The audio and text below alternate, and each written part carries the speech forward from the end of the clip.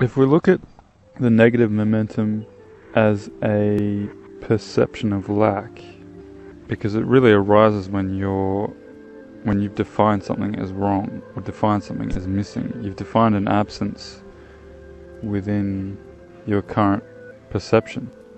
And what happens is, as soon as you do that, the seeker comes in, trying to find the opposite of that which you've just defined lacking. So if it asks a question, it's trying to find the answer. Finds a problem, it's trying to find the solution.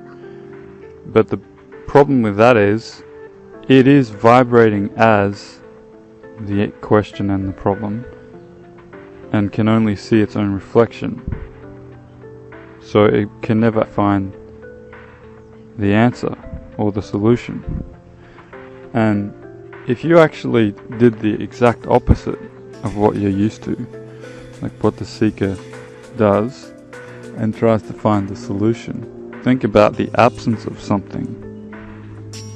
You're actually believing that there is a real existence of lack, believing that the lack of something is an actual thing, when in fact it's the absence of something, and it's just imagined.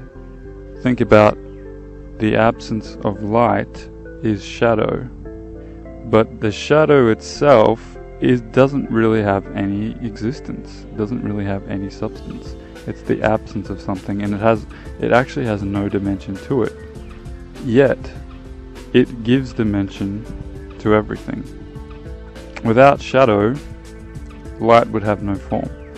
There would be no dimension to anything without shadow. Yet the shadow itself is dimensionless. And if you think about the seeker is seeking the form because it thinks that the form is going to solve all its problems, as the seeker, look for the absence of what you've just... So you've defined a lack, you've defined an absence, and instead of trying to seek the solution, which never works, because you're being the opposite frequency of that which you're seeking, if you match the absence, if you match the lack, if you match the frustration, instead of seeking and running away from it, then there's no opposing motion, and resistance ceases.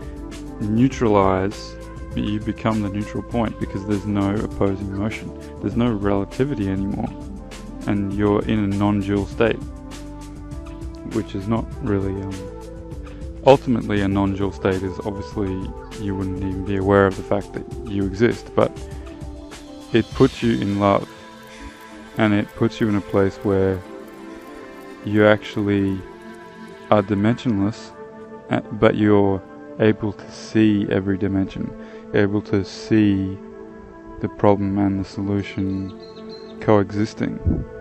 You become multi-dimensional, let's say.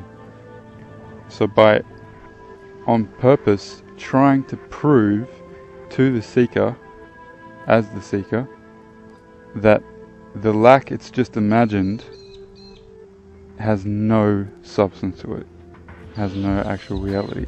And if you can take this understanding of the lack that I've just defined has given dimension to and refined my desire, then the seeker sees its own genius and appreciates itself into the solution that it was seeking.